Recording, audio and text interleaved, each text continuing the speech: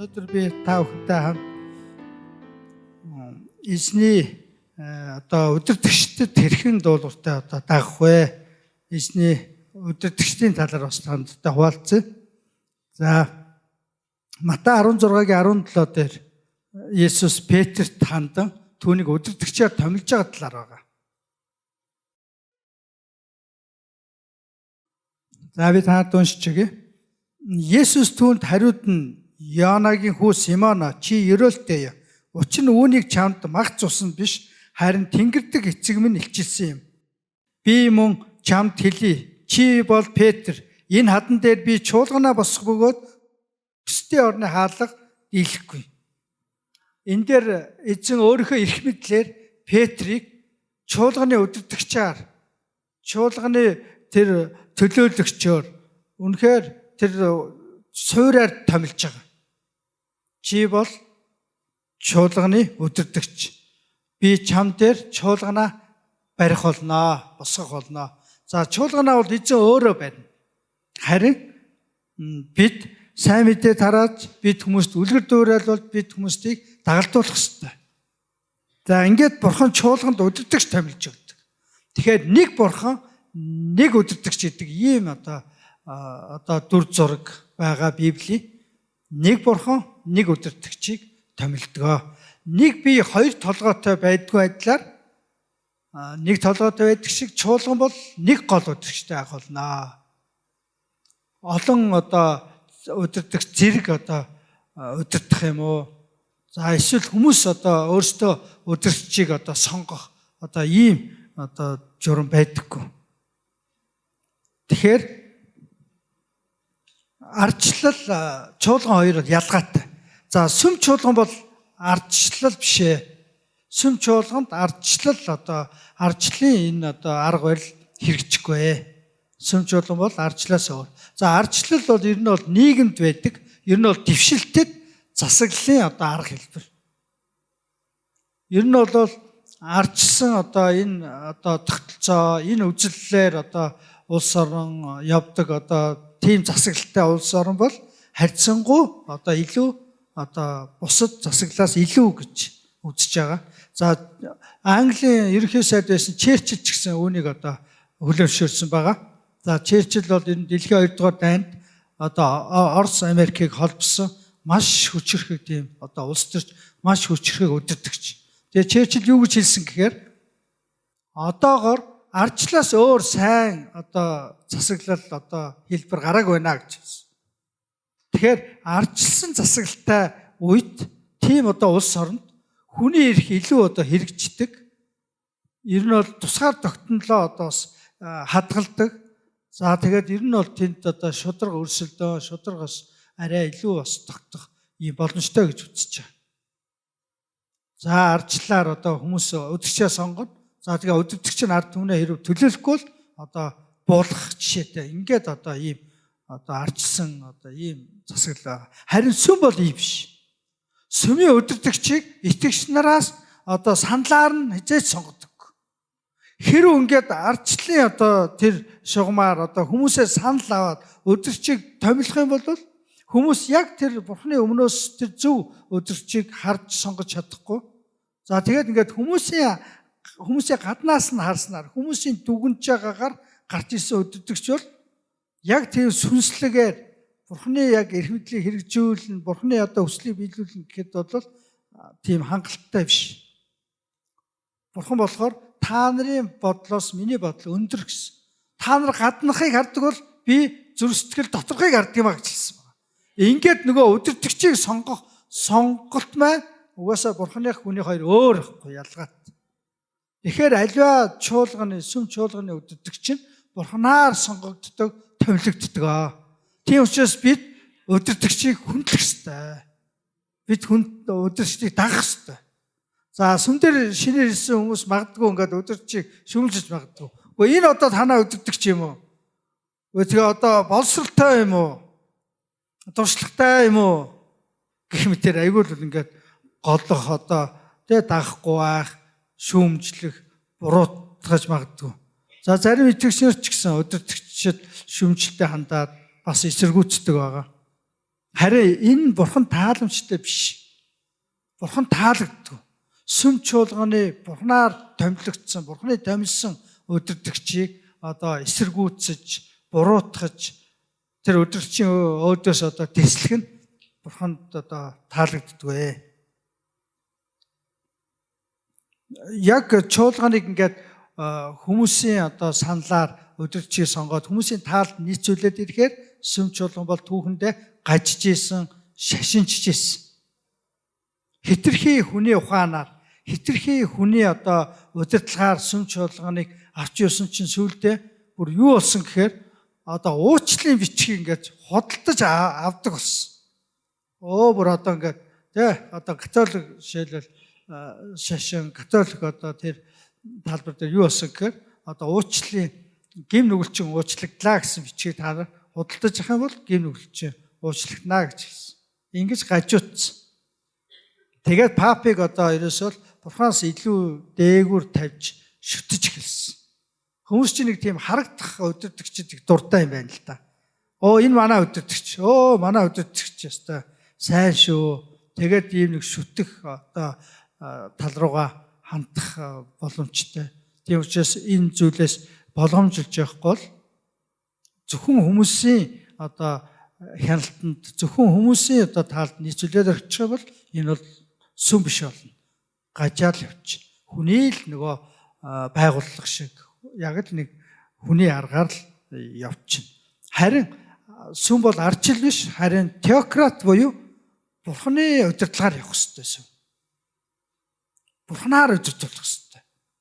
Бурхан өөрийнхөө эрх мэдлийг өөрийнхөө тэр гурвал бурханаас гурвуудаас өөр хэн нэгэнд өгөхгүй, өөр хэн нэгтэй хуваалцахгүй.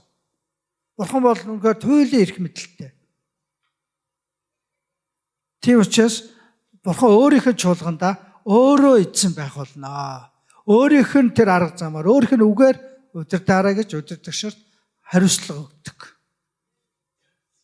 Тийм учраас чуулган бол бурханы чуулган бөгөөд энэ чуулган бурханы оршихуйд, бурханы удирдамж заавраар, бурханы үгээр энэ чуулганы үйл ажиллагаа явагдах ёстой. Тэгэхээр нэг бурхан тэгээд нэг удирдагчийг томилж өгдөг. Израильд бурхан үе үеийн удирдагчийг өгч ирсэн.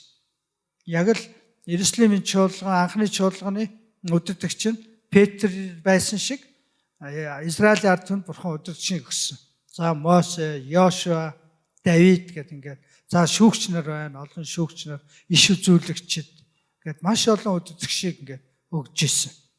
За тэгээд Мосегийн эсрэг харин тесэлж ирсэн энэ үйл явдлаас бид хаард уншиж байна.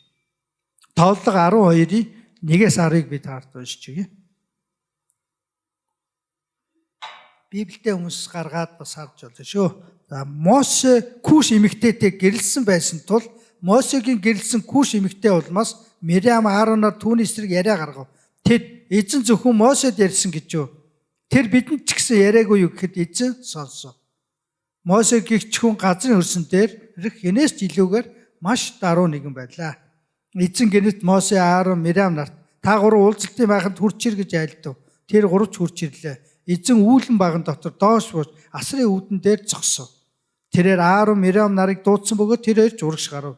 Тэрээр үгийг минь сонсогдов. Хэрэг та нар донд иш үзүүлэгч байл би эзэн би түүнд үзэгдлээр өөрийгөө мэдвэл би түүнтэй зүүдэнд нь ярьдаг юм. Миний зарц Мосегийн тийм биш өгөөд тэр миний бүхий л гэрт итгэмжит билээ. Түүнтэй би онцлог таавраар биш харин ам амаараа илэн далангүй ярьдаг өгөөд тэр эзний дүр төрхийг хардаг. Гэтэл та нар юунд миний зарц Мосегийн эсрэг ярихдаа имээсэнгүвэ гэлээ. Ингээд эзний уур хилэн тэдний эсрэг шатаж тэр салж яв. Үүл асрын дээрээс салж явхад харагтун Мириам цас мэт уян өвчтэй болов. Аароныг Мириам руу ирэхэд харагтун тэр уян өвчтэй болсон байлаа. Ингээд Аарон дүү Мириамын төлөө эдгэж өгөөч гэж Мосегоос гуйхад Мосе тэр нэгэнт энэ хэргийг үйлдсэн учраас тэр хооронгоос 7 хоног тусгаарлагдах ёстой гэсэн. Өдөрчийн эсрэг тэрсэлсэн хүмүүст бурхан тааламжгүй тэр зохих ёсны тэр хариуг өгдөг. Тэгээд шинэ гэрээн дээр болохоор миний чуулганыг хэн нэг нь нураах юм бол би түүнийг нураах болно. Би түүнийг устгах болно гэсэн. Энэ нь одоо тэнгэрээс гал буулгаад ч юм уу, эсвэл газар ингээд ангаагаад одоо сороод авах ч юм уу, эсвэл гинт одоо өвчтэй болох талаар биш.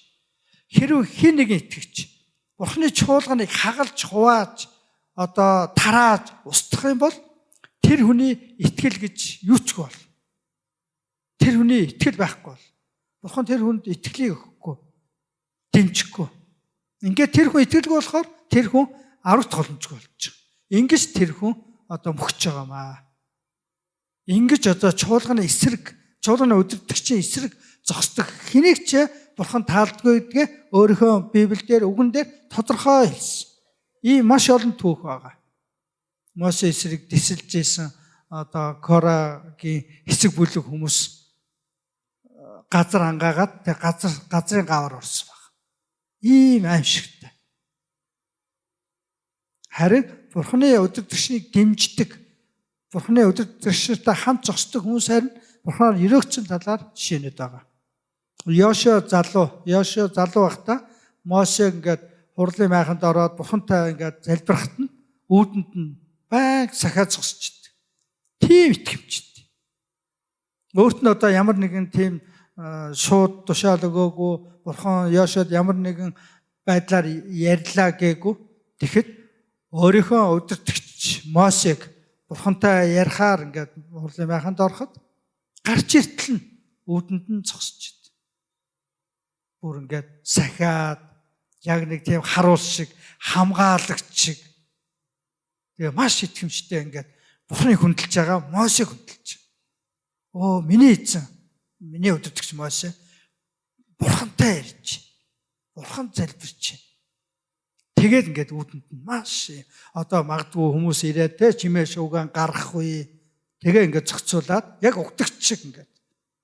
Манай угтагч нь үүдэнд маш итгэмжтэй ингээд зогсоод хүмүүсээ угтаал гаргаж өгөөл ингээд маш их үйлчлдэг.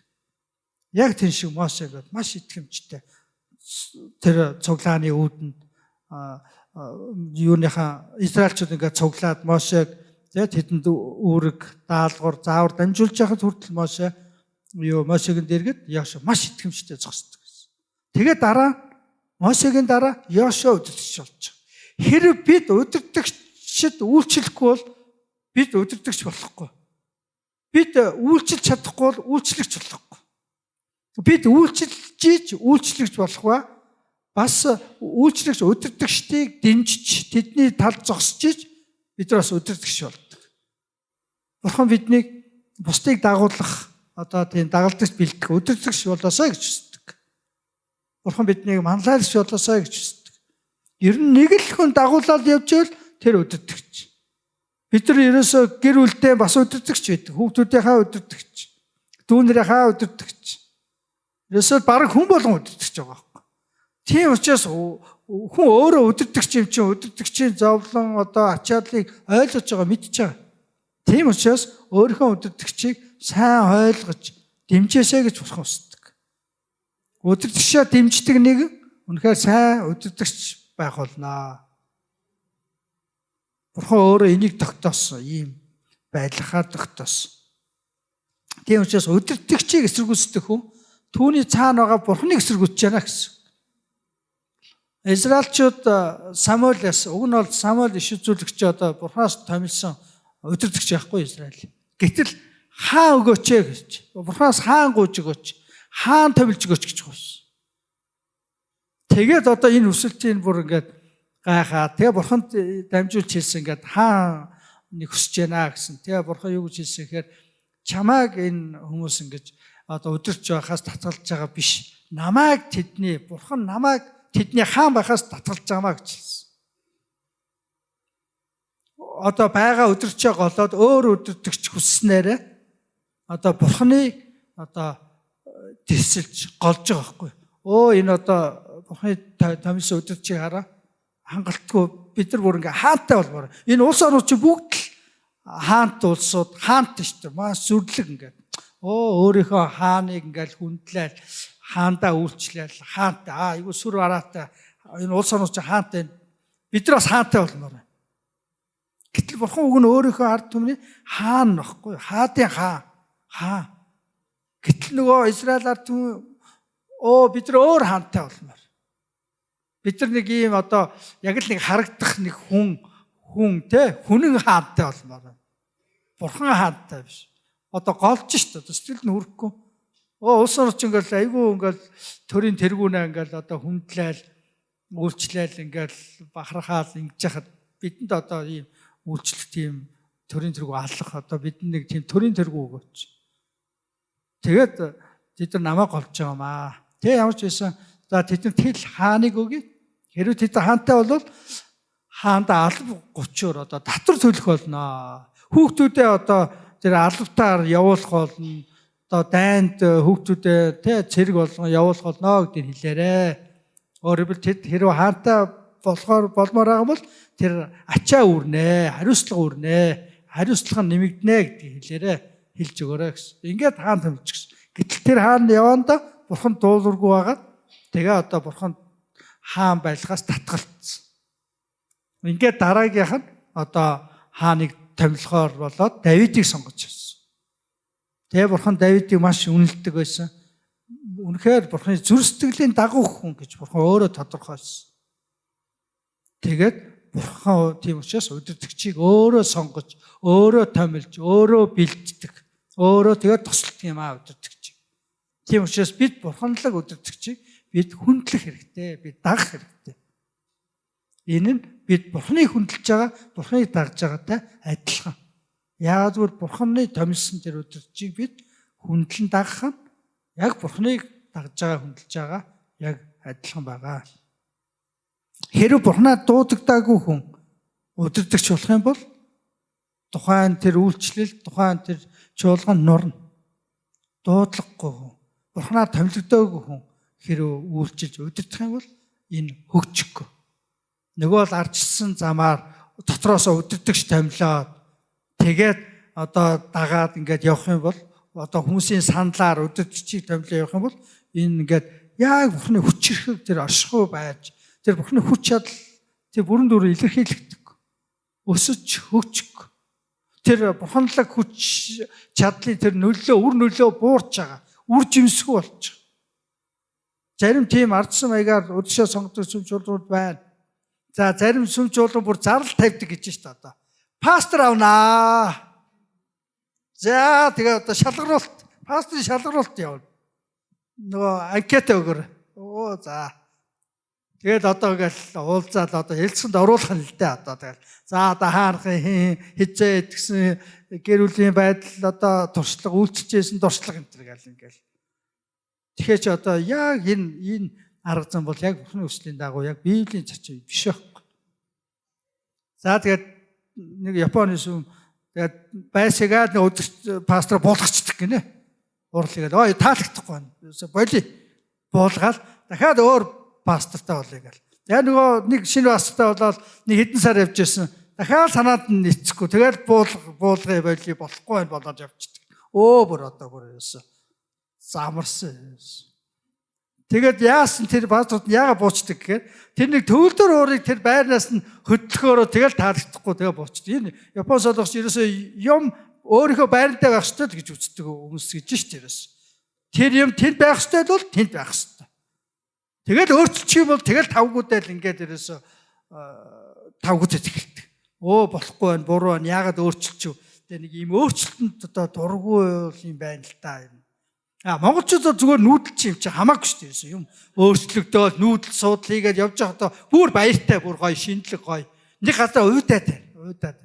Бараг занд сүмээс уйдах гэдэг авч ирээс. Нэг л сүмээс уйдаад. Тэгээд нөгөө гадаад байгаа монголчууд чинь нөгөө ерөөсөө нүүхгүй уйдаад ямар сайдаа тавилгаа өөрчилдөг гинэ. За яг хөдөө тавилгаа өөрчилж. Нэг өөрөө тавилгаа соль тавиггатаа гоё болчихлоо. Нүүцсэн юм шиг. Өөр нэг тийм нүүдэл чинь тийм байгаа байхгүй. Өөр явж яадаг, нүүж яадаг, сольж яадаг. Тэгээ тэр маягаараа сүм солих гээд байгаа. Удирдагчаа солих гээд байгаа ерөөсөө. Одоо бүр тэр нь бүр яваанда сүм рүү орж ирээд бүр ингээ сүнслэг байдал руу орж ирээд болохгүй. Стоп зогсох ёстой. Тэгэд ураараа ааш болохгүй. Хүн чинь гэр өвлөө сольдгүй үстэй. Аава таныг солимоор байна. Юу гэсэн үг вэ чи? Бүр одоо бүр дурцаргаараа. Ямар ч ийм хчиг дистараа тэр хүндлэл байхгүй ч одоо. Солимоор байна би. Таныг олигтой байхгүй бол сольчих шүү. Бүр одоо бүр амар юм болохгүй чинь сольж болдгоо зүйл гэж байдаг. Бид ямар хүстэй төрхөө аль улс оронд ямар цаг үед төрхөө бид сонгоогүй. Энэ бүх зүйл бас өөрчилж болдоггүй, сольж болдоггүй юм гэж бас байдаг юм аа. Бурхан эзэж өөрчлөгдөхгүй бөгөөд Бурханы тэр томилгоо өслийг бид сөрөх ёсгүй.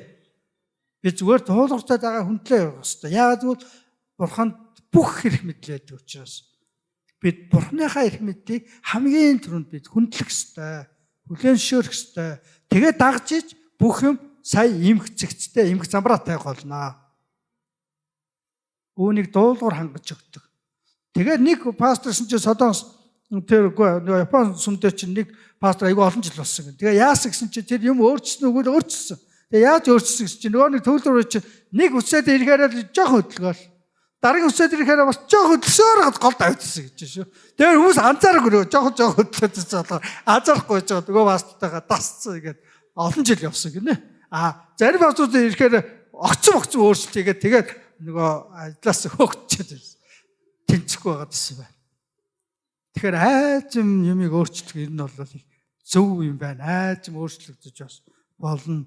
Гэхдээ заавал тэгж өдөртөгчөө өөрчлөх гэдэг бас болохгүй. Ер нь бол хүнийг өөрчлөх гэдэг тэгэл та тэгэл ер нь хаягдандаа ер нь эвдэрнэ шүү. Хүнийг өөрчлөх гэвэл эвдэн ш. Хүнийг хүн өөрчилж болохгүй. Хайрлаад, ойлгоод, үйлчлдэг болохоос биш. Тэгэл чи тэгэх ёстой. Чи тэгхгүй бол битээ ирээрээ. Гар яв. Одоо ингээд дуусаа. Ерөөсөө. Ингээд өөртөө таалагдахгүй бол тэгэл дуусгадаг. Одоо тийм гэж юу аах вэ? Тэгээд тийм хүн ч одоо хааж таарахгүй байхгүй юугаас. Нэг л хүнтэй таарахгүй бол тэгэл нилээд хүнтэй таарахгүй л гэсэн. Яг л нэг дэрэгт хүнтэйгээл эхлээд таарч, тохирч сурах хэрэгтэй. Ойлголцоо. Тийм бол хаач хүнтэй таарал тохирол явчих. Юу хүнийг өөртөө тохируулах гэж эн чинь өөрийгөө тохируулахгүй юу тэгвэл энэ арай амар ахгүй их ачаалгүй стрессгүй. Тэгэл хүнийг тохируулах гал тэгэл ингээл за чи тэгээгүй тэгсэн тэрийгээ сураагүй л байна. Чи болоогүй л байна. Яста хизээ хүртэл чамаа хүлээх вэ? Бүр өөрчлөгөө насан туршдаа л өөрчлөгөө хичээгээл тэгэл чадахгүй. Тэгээ бууж их байх зүйл. Энийг өөрчлөж чадахгүй юм байна. Тий өөрчлөх хэрэггүй. Өөрөө л сайхан өөрчлөгдөөл явчихвал тэр чинь нөгөө сайн талыг хараад аль болохоор өөрөө л цогцоол байвал тэр хүн ч гэсэн хүндлээл цогцоол ингээл юм чинь цогцдог болохоос тэгэж түс тас гэж мөргөлдөж одоо хагаралдаж одоо тэмцэлддэг юм бишээ. Тэгэхээр бид нар өдөртөгчийг өөрчлөх гэхээс илүү зүгээр өдөртөгчийг дагаад явах нь илүү амар. Энэ бол боломжтой. Бурханы томилсон хүн шүү дээ. Бурханы тусалсан өдөртөгч. Тийм учраас хүндлээ дагаад явах нь Бурханд одоо тааламжтай байдаг. Мэдээж тэр хүн юм чинь алдаж магадгүй.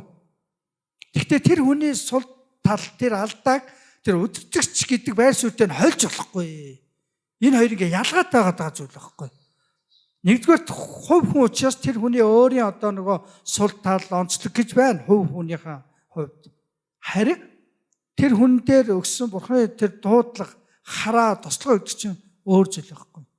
Тийм учраас цэрэг айрамд ингээд одоо овчээр хүн ингээд нөгөө цэргүүд нь ингээд даахгүй бол та нар намайг даахгүй гэж бол энэ эх орны энэ айрмын энэ цолыг даахгүй болохгүй гэдэг ингээд тушаадаг байхгүй. Та нар одоо энэ цолыг даах хэрэгтэй. Та ноомхоо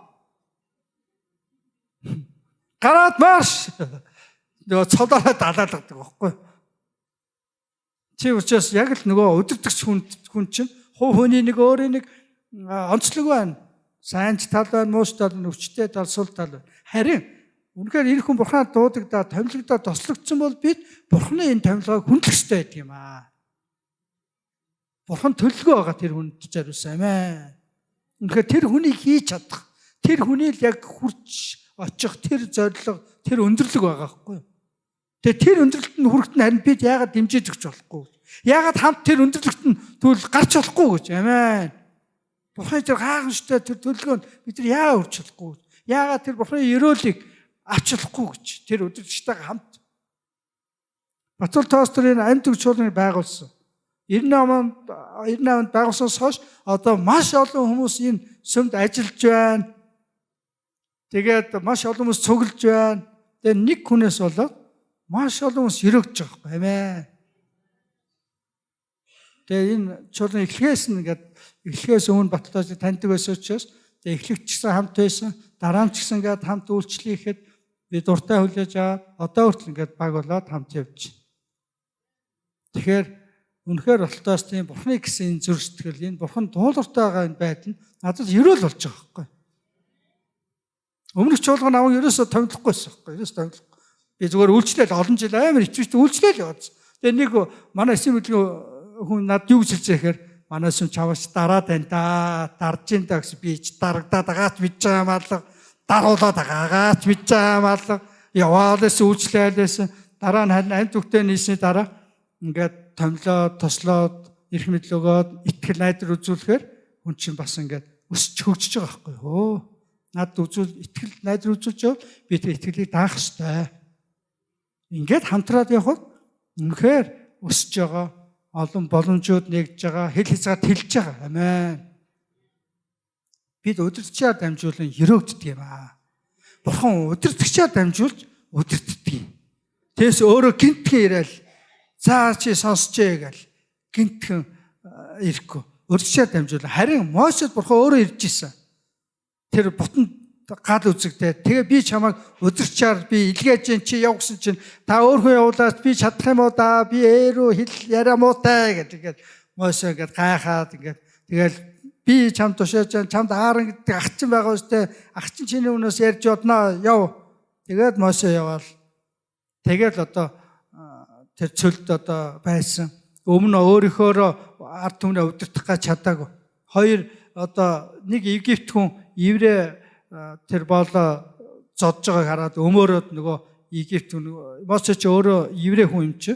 Нөгөө еврей хүн өмөрөөд Египт хүнийг алдчихсан. Маргааш нь хоёр еврей хүн маргалж байгаа. Хоёр одоо нэг үндэстэн байж бити юунд хоорондоо ингэж хагалдаж маргалдана гэсэн чинь чи өчтөр Египт хүнийг алдсан. Одоо бид хоёрын нэгийг алах гаа юу гэсэн чинь за яста бүтэхгүй юм байна. За нөгөө өчигдрийн нөгөө хэрэг ямар хурдан тарах вэ? Муу юм ямар хурдан тардыг мэдчихсэн байж тээ.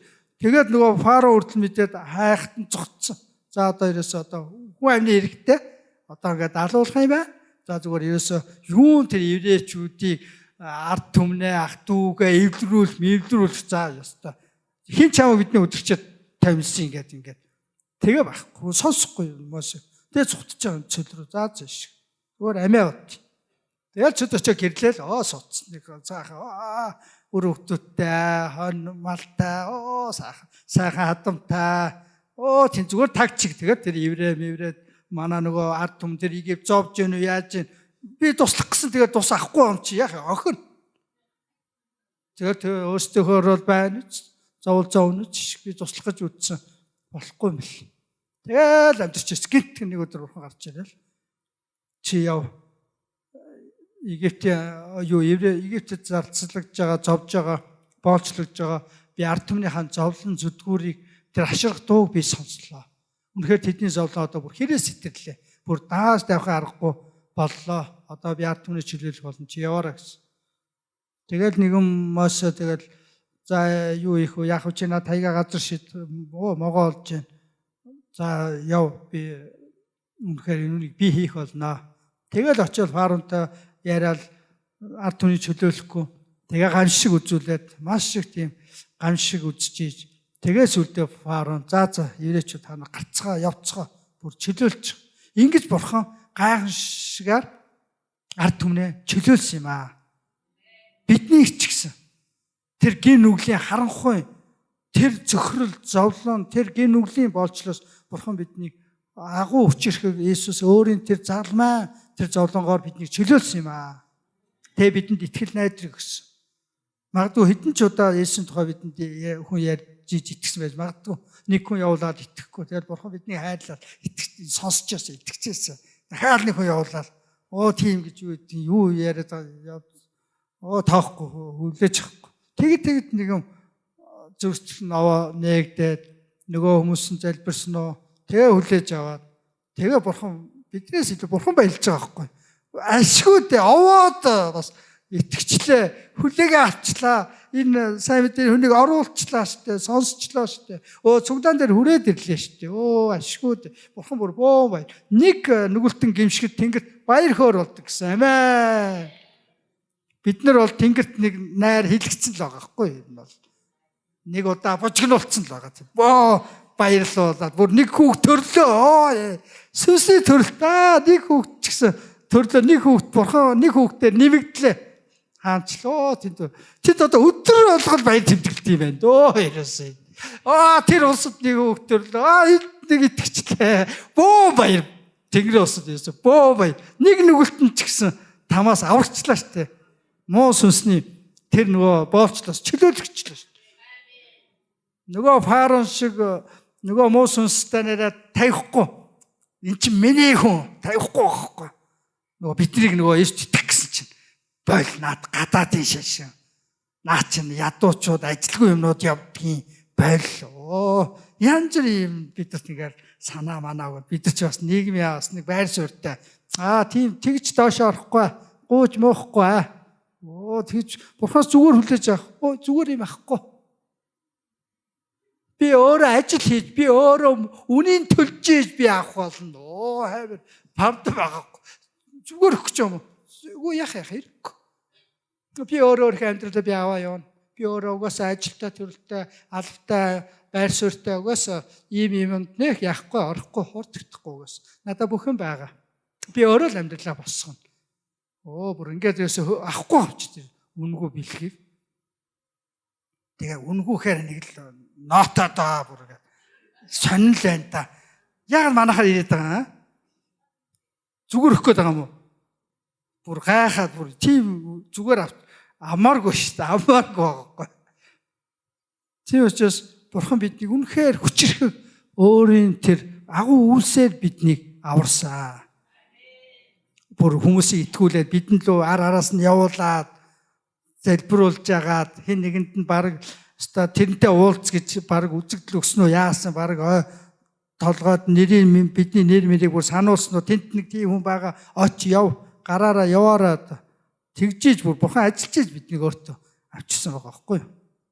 Тийм учраас бид бурханы ямар ч өдөртөгчийг бид хүндлэх болно. Давид хааны түүхээс би уншиж байна. 1-р Самуэль 24:5-6. Үүний дараа Шаулын хормоноос энэ стандарт Библийн орчуулга. Шаулын хормоноос огтлж авсандаа Давидын сэтгэл ихэд зовнжээ.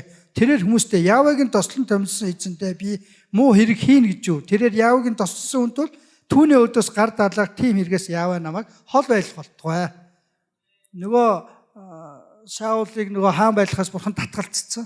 Тэгээд Давидыг хаан болгоно гэсэн учраас нөгөө Шаул нөгөө хаан судлаа авч үлдэхийн тулд Давидыг алчвал би одоо хаан судалдаа удаан байна гэдэг. Ерөөсөө тэр хаан судлаас бүр зуураас. Ерөөсөө би хаан байх хэвээр. Би хаан байх хэвээр. Би хэн нэгэн байх хэвээр.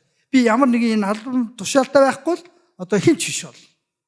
Тэгээ бүр ингээд албан тушаал нэр хүндэс бүр ингээд зуураас хаан баймаар байна. Хаан. Тэгээд ард олонтой баймаар байна. Олон хүмүүсийн анхаарлын төвд баймаар байна. Хаан гэд дуудуулмаар байна. Тэгээд ерөөсөө зуурастай бүр би л хаан байх хэвээр. Хаан судлаа алдчихгүй хэн ч өгөхгүй биш. Хэн ч өгөхгүй. Энэ Давид л авах гээд байгаа. Энэ Давидыг алъя. Хойноос нь цэрэгтэй одоо мордоод хөөж байгаа. Тэгээд Давидыг алах га хайж байгаа. Хаан байна гэд хүмүүс асууж чи тэр ууланд байна. Тэгээ уулыг бүслээд бүр ингээд тэгээд олдгүй.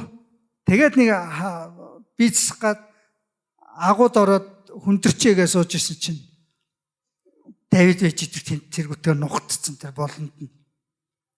Тэгээд хамтрагчд нь одоо энэ бурхан таны гарт өгж байгаа юм шүү. Таныг алах гээд байгаа одоо энэ хааныг одоо таалчих бол тэгэл шууд хаан штэ та. Одоо энэ боломжийг ингээд ашиглаач гэл. Тэгээд Давид болохоор үгүй би бурханы тоссон хүнд би гар өрөхгүй. Бурханы тоссон хүнд ерөөсөө би муу юм хийхгүй. Тэгтээ хормоноос нь авчих. Жохон төхөж чад. Нөгөө нэг гаднаас харанхуй агууд орж ирсэн Шаул ч юм харахгүй байхгүй. Агууд нөгөө харанхуйд удаан байцсан Давид чинь ерөнхийдөө дүрс очицыг хараад байгаа байхгүй юу? Энэ сууж энэ яг хэм байна нөгөө энэ яг Саул байна. За Хормоноос нь зэвэрх ингээ огтлж авч хахад нөгөө Саул юм бодохгүй байхгүй. Хүндрээл за тэгээ хүн орж ирэхгүй байгаа. За одоо цаа юу Давидыг хаанаас олох вэ? Хэвээ гайгүй чамайг л цааш нь харуулчихвал би хэвээ хаан ширэн суудалда удаан байх гэдэг. Гайл юм бодж итэл орноос авц. Тэгээ гарахт нь эзэн хаа минь та нохоо мэт намайг одоо юунд хөөнө вэ? Хүм чиндээс юм уу станаа уучлаарай. Уйлал хөөргөж өстой зөвт юм аа. Тэгээ ингээд цэргүүд аваа явууч. Тэгээд Давидын энэ зүрхтэй бурхан тааламжтай байгаа байхгүй. Бурхан туссан хүнд муу юм хийхгүй. Хэдий өөрийг алах гээд байгаа. Өөрийг нь эсрэг байхад хүртэл муу юм хийхгүй. Давид ийм итгэмжтэй, ийм зөв одоо зүрхсэтгэлтэй. Саул хаан болохоор нөгөө хаан судлаа алдахгүй гэдэг. Давид болохоор хаан судлыг юу одоо булааж тэмүүлэх бүр ингээд зүгээр л тэнд хөөрхөж цухтаал явчих. Одоо миний хаа болох ч одоо мэдэхгүй. Энэ алуулах юм биш үү? Тэгээ бурхаас гуйж байгаа. Эзэн минь та намайг хамгаалаач. Энэ учир утгагүй намайг хөөж байгаа энэ дайснуудын маань шүдийг та хэмхэлж өгөөч. Тэгээ эднэрт бурууг та буцааж өгөөч. Эднийг намайг эднэрт олж болгож өгснөөр эднийг дайснуудын бүү баярлуулаарай. Тэгэл залбирал. Бурхан та миний хорогдох газар. Та миний амийг хамгаалдаг. Эзэн та надтай хамт байдаг.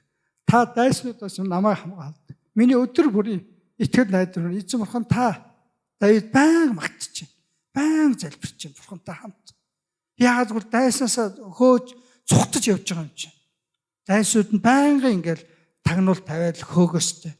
Тэгэл одоо маргааш амьд байх үгүй мэдэхгүй Давид та. Юусе хад уул хадаар олон жил амьдсан. Бүр хааны цэргүүд зэвсэгтэй хааны цэргүүд амийн ирж штт. Одоо бүр тусгайгийнхан одоо бүр ингээд тагнуул магнуул бүр тусгайгийнхан одоо өөрийнх нь хайгаад хаанааг нь мэдчихэд ингээд отоод байж байгаа. Тэгэхээр одоо хаан баригдаад алуулах бүү мэд. Юусод найдваргүй байхгүй. Одоо Давид амнаас амьдрал найдваргүй. Маргааш амьд байх үгүй мэдэхгүй. Өнөөш нь баригдах уу, алуулах уу бүү мэд.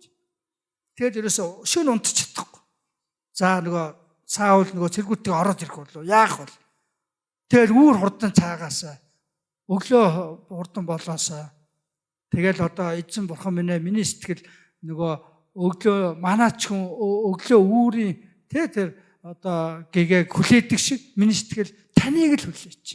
Бурхан би тантай л уулзахгүй бол би хинч миний амьдрал байхгүй болох гээд. Эзэн минь та миний хорогдох газар. Миний хатан сууж. Та миний хамгаалагч. Миний бие өвдөж байна. Миний хэл туушинда тагнаадаа бүр наалтцсан. Би бүр хатаж ангаж бүр ингээд үхлээ.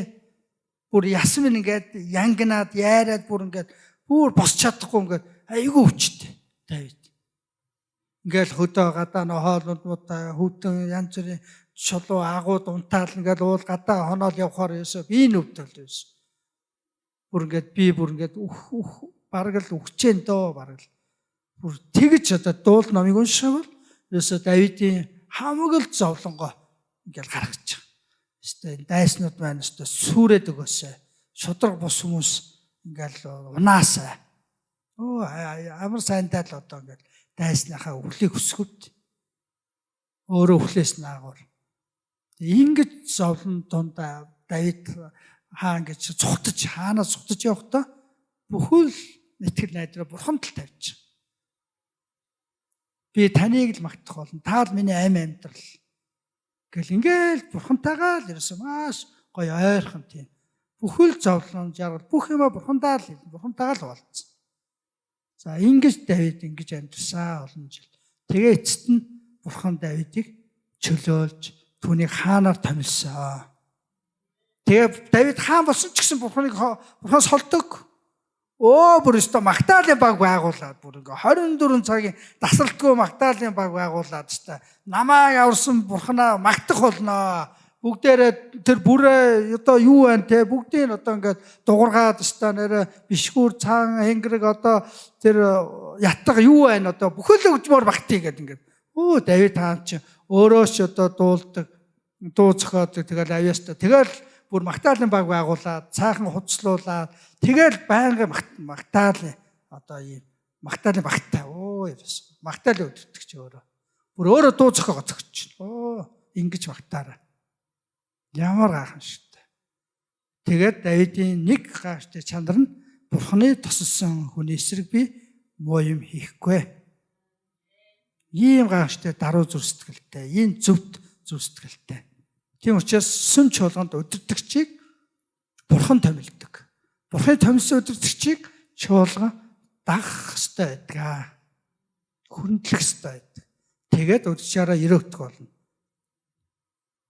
Тэр Үлс 6-р бүлэг дээр нэг ийм анхны чуулганд нэг асуудал гарсан. За грек хэлтэй бэлэвсэн эмэгтэйчүүд нь нөгөө хоолны хүнсний хангамжаас хоцорцсон. Яг зүгээр нөгөө зарлал хэлж яхад нь ойлгоогүй юм шиг грек хэлтэй болохоор еврейчүүд нь хоорондоо нөгөө еврей хэлээр тэнд хүнс дараа тэнд тэдэн цагт очоор мочоор гэдэг хоорондоо яриад тахт нөгөө грек өөр хэлтэй хүмүүс нөгөө ойлгож чадахгүй. Тэгээ нөгөө газар нь очиж чадахгүй. Ингээд тэр еврей хэлтэй л бэлсэн эмэгтэйчүүдтэй хоол хүнс тараасан билээ шүү дээ. Тэгээ бид нар яага гадуурхаад байгаа, яага орхицсан. Гомдол гарсан. Бидний бүр ингээ гадуурхаад бүр ингээ тоохгүй байна. Манахаар ирж хүнс өгсөнгөө ингээл гомдол. Тэгээд Петр одоо элчнэр уулзаад тэгээд хэдэн итгэмжтэй дагалдагчийн дуудаад за та нар дундаасаа итгэмжтэй хүнсийг сонгоч. Нэг 7 хүнийг сонгоод тэгээд ширээнд үйлчлүүл. Бид нар энэ үгийн одоо Бурхантай залбирах, Бурханы хүслийг одоо хүмүүст дамжуулах энэ үгийн цагтаа анхаарай. Сайн мэдээндээ анхаарай. Харин тэр ядуу зүдүү хүмүүсийг бас хоолж унтлах асуудал дээр туслагчныг одоо томилоорой гэж даалгасан. Тэгээд одоо сүнсээр болон мэрэгэн ухаанаар дүүрэн 7 эрэг ширээнд үйлчлэгчээ томилсон. Тэгээд тийм гайхамшигт итгэлтэй тийм одоо залбирдаг ирчүүд яасан гэхээр ширээ арчдаг болсон. Та хоол идсэн үү? За аягтайг орхич би угаач зүгээр. Хоол ямар за би ширээгээ чадчихад аягаач байгаа хэрэг. Ингээ хэдэн үйлчлэгчтэй томилогдсон. Тэгээд нөгөө пастор нөгөө элч нарынхаа үйлчлэлд дэм болж тусалж байгаа байхгүй. Та нар үйлчлээ, гол үйлчлээ, бид нар энэ наагур үйлчлээ. Гэтэл энэ зүйлийг олон зарим сүмүүд өдөртөгч сонголт гэж үздэг гинэ. Тэд нар нөгөө олонний дундаас 7 хүнээ сонгочих. Тэгэл одоо өдөртөгч болгочих гэж андуурдаг гинэ. Тэр 7 хүнийг өдөртөгч болгоогүй байхгүй. Зүгээр үйлчлэгчээр диаконоор томилсон. Та нар элчин нарын тэр үйлчлэлийг дэмжиж тусалж одоо тэр хоол хүнс юу гэдэг энэ зүйл дээр нь туслаарай гэж зүгээр нөгөө тэр хоол хүнсний үйлчлэлээр томилсон байхгүй. Гэтэл энэ түүхийг зарим сүм чуулганууд өдөртөгчөө дундаасаа сонгох юм байна гэж буруу ойлгоод тэгээд энийг өдөрч болгоё. Энэ өдөрч болгомооргүй байна. Энтергээд ингээд хүний саналаар заримдаа өдөрчийг сонгоод тэгээд сүм чуулган хүнийг одоо дагахч, хүнийг шүтэх ийм гажууд руу ордог юм байна. Тийм учраас энэ Үлс 6-р бүлэг дээр байгаа энэ сонголт бол өдөртөгч сонгоогүй. За тэр диаконууд бол үнэхээр тэд нар өдөртөгч биш, харин өдөртөгчд үйлчлэх дотны тийм туслагч нар үйлчлэгчд. За ийм учраас тийм учраас бид эсний Бурханы үйлчлэгч, өдөртөгч, диакон тийм үсийг бид хүндлэх ёстой. Магадгүй бид нар ч өөрсдөө диаконы одоо тэр туслахын үйлчлэлийг хийж болох юм. Бүгдээр хамт босцгоо. Үнэхээр эзний томилсон удирдлагыг бид хүндэлж, бид тэднийг дэмжихийг хүсэж байна. Амен. Удирдагчаа дагаж тэдэн захирагдсан учин тэд тооцоо игчд адил сэтгэлээ чинь сэрэмжилдэг. Тэд үүнийг санаа алдалгүйгээр баяртайгаар хийг. Эцбөгөөс та нарт ямар ч ашиг олохгүй. Бидний төлөө залбирахтун бид аливаа зүйлд хүндлүүстэй явахыг хүссэн сайн ус чанартай гэдэгтээ бид итгэдэг гэж Еврей 13-ын 17-18 дээр бичигдсэн байна. Та нар удирдагчтай хүндлээрээ тэд санаа алдахгүйгээр тэд нар ингээд зовхгүйгээр манай нөгөө итгэгч нар маань яаж байгаа бол залбирч байгаа болов нөгөө чимээгөө цагаа хийж байгаа болов гэж санаа зовхгүйгээр санаа алдахгүйгээр ингээд итгэлээс холдоо явчих үедээ итгэхэ болчих үедээ ирэхгүй байх үедээ гэж өдөрч санаа алдахгүйгээр үйлчлээ хийгээ. Тийм учраас та нар тэднийг захирагдаараа гэсэн. тэднийг дагараа гэсэн. Тэгээд дуулуур гэдэг бол өдөрчийн өгсөн тэр заавар тушаалыг бүр баяртайгаар биелүүлэх хэл. Тийм үйлчлэгээр тгий надад өгч байгаа юм уу? Тэгэлгүй яах вэ? Зарим нь бол би гэх юм уу тэгээд за хийхээстэй. За нэг дуртай дургу үйлдэж байгааг дуулуур гэхгүй байна. Хангалтгүй. Үйлдэнгээ зүрстгэл дотроо уриалах хийя гэсэн ийм эерэг хандлагатай байхыг дуулуур гэдэг байна. Бүр ингээд ямар ч өдөртөгч надад үг хэлсэн би бүр юу ч хэлсэн би хийнэ гэд бүр шийдсэн ус. Эдгээр бол дуулуур. Энэ бол дуулуур. Надад ямар ч үр хандлага өгсөн би өөрийнхөө сэтгэлээр би өөрийнхөө боломжоор би хийх болно гэсэн эхлээд шийдвэр гарчиж. Нөгөө тушаал өгөхт нь бодоол гэ. За яах вэ? Энийг заагчвал яах вэ? Гүгчвал яах вэ? Бодоол харнаа зааж байгаараа биш. Эхлээл зүгээр би өдөрчөө үйлчлэх болно. Би үйлчлэгчээ дах болно гэж үгээс өмнөөс шийдчихсэн. Тэгэхээр ямар ч зүйл хэлсэн уриалхан үлдэж авч байгаа байхгүй юу? Ой хийнэ. Тусланаа. Дэмжинэ, үйлчлэнэ, хамтарнаа гэж байгаа. Энэ бол дуулуур. Амен. Бүгдээрээ хамт залбирая. Бид Бурханы томилсон, тосолсон өдөртөгчөд бид үйлчлэх даруй зүсэлтэй байхын төлөө залбирая. Тэгээд пастор ахлагчаа ерөөн залбирая бүгдээр. Гараа сонгож залбирая. Өө эзэн Бурхан бидэнд пастор ахлагчдыг өгсөн баярлалаа. Хэрв чуулганд пастор ахлагч байхгүй бол энэ чуулган оршин тогтнож чадахгүй эзэн минь. Тийм учраас та өдөртөгчийг томилон, та өдөртөгчөөр дамжуулан биднийг өсгөж байгаа танд баярлалаа. Та биднийг хончилж байгаад баярлалаа. Та биднийг хамгаалж дагуулдагт баярлалаа эзэн минь. Иесусээ өдөртөгчөө ерөөж бид. Таны томилсон пастор ахлагчдыг бид хайрлан бид дах болно эзэн минь. Бид тэднийг ерөөж, бид тэдэнтэй хамтрах болно эзэн минь. Оо мөнхөө эзэн, та биднийг дагалдагч байхаар, та биднийг бас өдөртөгч байхаар та дуудсан билээ эзэн минь. Бид таны дуудлаганд, таны өгсөн тэр дуудлага алсын хараанд бид итгэмжтэй байх болно. Бид дуулууртай байх болно эзэн минь. Таны өгсөн эзэн минь тэр хараа дуудлагыг бид биелүүлэх болно эзэн минь. Оо Бурхан Аава, таны үгийг амьдралдаа хэрэгжүүлэх болно. Бид дагах болно их эзэн минь. Та амьд чуулганыг үнэхээр танд хайртай чуулган болгож өгөөрэй. Танд дуулууртай чуулган болгож өгөөрэй гэж танаас залбирanгуйч. Оо Бурхан Аава, үнэхээр баяр хөөртэй чуулган болгож өгөөрэй. Таны өмнө соргог, таны өмнө залбирдаг, таны өмнө итгэмжит чуулган болгож өгөөрэй. Есүсийн нэрээр залбирanгуйч. Амен. Бүгдээрээ эзнийг магтъя. Эзэндээ бид бүгдээрээ магтаал өгөөд. Биднийг чөлөөлсөн эзэндээ магтъя. Давид чиг магтъя. Амен. Аллилуйя. Аллилуйя. Төгсгөч эзэн тань магтаалыг өгье. Таны тэр агуухай түр зүрх бишээ. Хайртай амтан хадаггүй гэрэл дүрх гэрэл хөөс гэмзүү бишээ.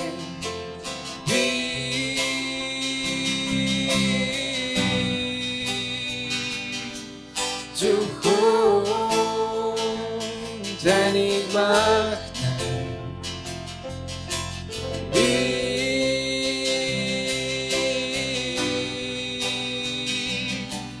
зөвхөн таныг магтана.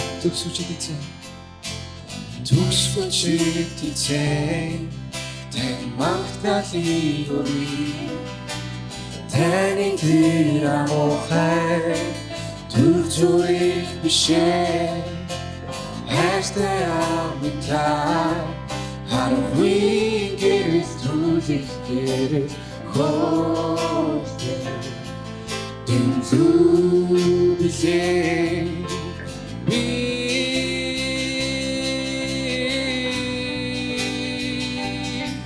Зөвхөн таныг магтана би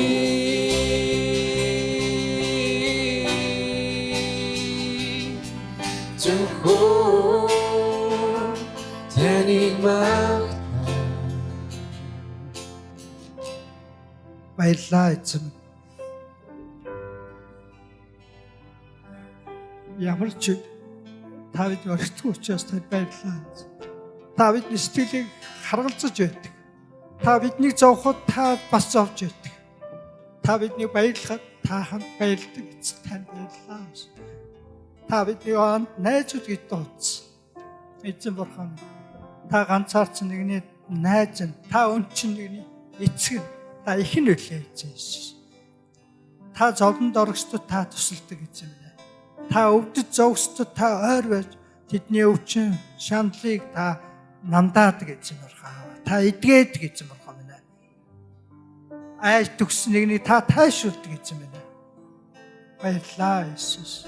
Та мөнхөд бидэнтэй хамт байхаар өөрийн болгосонд баярлалаа. Та бидний мөнхөд таны дэргэд байх тэр төлөөсийг төлсөнд баярлалаа. Та цорын ганц хүүгээ илгээж Иесус та 2000 жилийн өмнө та бидний тэр туулгаргүй байдлыг, сул дор байдлыг өөртөө авсанд баярлалаа. Бидний тэрслийг уучлсанд баярлалаа Иесус. Эцэг бурхан, та бидний сайн хонч. Та бидний аливаа сайнаар хагдагт баярлалаа. Өдөр бүр та бидэнд анхаарал тавьдагт баярлалаа Иесус. Өнөөдөр та хүүхдүүдээ үнэхээр ерөөх болтугай эзэн. Бүгдээрээ эзний заасан залбираар хамт залбирая. Өө тэнгэрт байгаа бидний ааваа, таны алдар ариунаар дуусгах туу. Таны хаанчлал ирдүгэ. Таалал тань. Тэнгэр чигээр газар биелдүгэ. Бид өдөр тутмын хүнсийг энэ өдрөгч хайрлаач. Бид үрдэнгүүдээ уучлсны адил өөрсдийн минь өрийг мөн уучлаач. Биднийг уруу таталтад бүү автуулаач. Бидний ёрын мугаас гэтлгээч. Хаанчлал, хүч чадал, алдар сүр мөнхөд таних. Амен. Би та бүхэн нэгэн зарлал хэлье. Нэг онцгой зарлал эх 7 хоногт 5 сарын 23-нд сэргэлтийн чуулган болно. Үүрийн залбирал болно. 5 сарын 23-нд өглөө 5:30-аас 7:30 хооронд Сомон Плаза дээр үүрийн залбирал, оройн 19 цагт 1-р цуглааны байранд, 24-нд 1 цагаас орой 8 цаг хүртэл 1-р цуглааны байран дээр сэргэлтийн цуглаан болох болно. Миний сонссноор иш үзүүлэгч ирж байгаа, өмнө Монголд ирж ирсэн юм байлаа. Та бүхнийг энэ сэргэлтийн цуглаанд оролцоорой гэж урьж үүдэн зарлал байгаа. Та бүхэнд эзэн хамт байх болно. Амен. Амен. Эзэн өрөөх болтугай.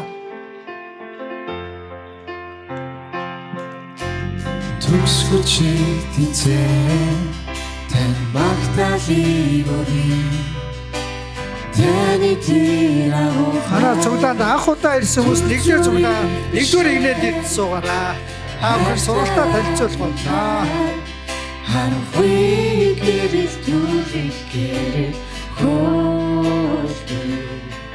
Тэнцүү бисээ